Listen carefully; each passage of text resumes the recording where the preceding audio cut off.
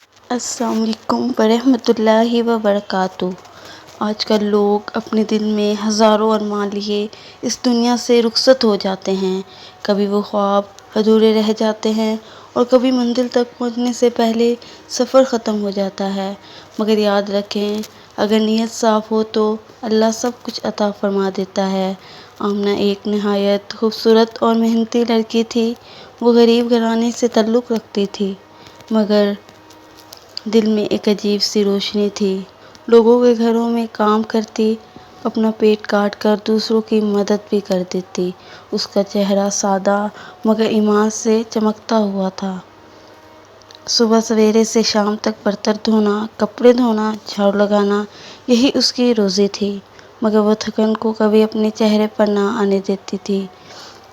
ہر کام کرتے ہوئے اس کی زبان پر بس ایک ہی دعا ہوتی، یا اللہ مجھے اپنے گھر کی زیارت نصیب فرما۔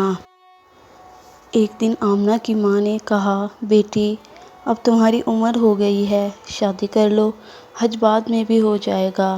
آمنہ مسکرا کر بولی، امی جو میں نے حج کے لیے جمع کیا ہے وہ سب اگر شادی میں پڑ لگ گیا تو پھر میرا خواب کیسے پورا ہوگا؟ ماں نے آہ بھری، لیکن بیٹا پیسے کہاں سے آئیں گے؟ آمنہ نے پر یقین لہجے میں کہا، امی مجھے اللہ پر بھروسہ ہے، وہ ضرور مدد کریں گے۔ ماں کی بات سن کر آمنہ اور بھی محنت کرنے لگی۔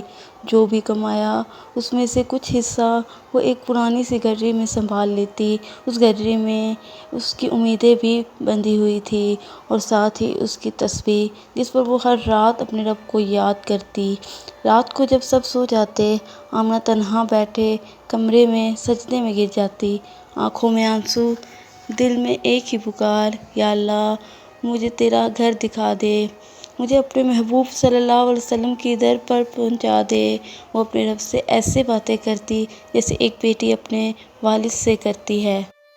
گاؤں کے لوگ اس کی محنت اور نیک نیتی دیکھتے تھے، اکثر کہتے تھے، آمنہ بیٹی اللہ تمہیں ضرور حج کی سعادت دے گا۔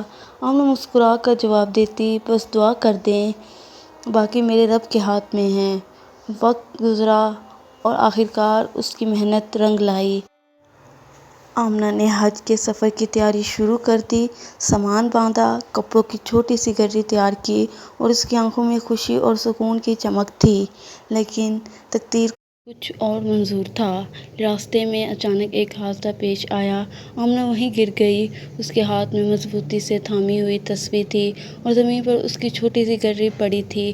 اس کی روح اپنے رب سے جا ملی۔ اس کا خواب ادھورا رہ گیا مگر نیت پوری ہو گئی۔ لوگوں نے یہ منظر دیکھا تو ہر دل غمگین ہو گیا۔ عورتیں رو رہی تھیں، مرد آہیں بھر رہے تھے، سب کو یہی لگ رہا تھا کہ آمنہ کا خواب ادھورا رہ گیا۔ مگر کچھ دل والے کہہ رہے تھے، اللہ نیتوں کو دیکھتا ہے، اس کی نیت اتنی پاک تھی کہ شاید اس کا حج قبول ہو گیا ہو۔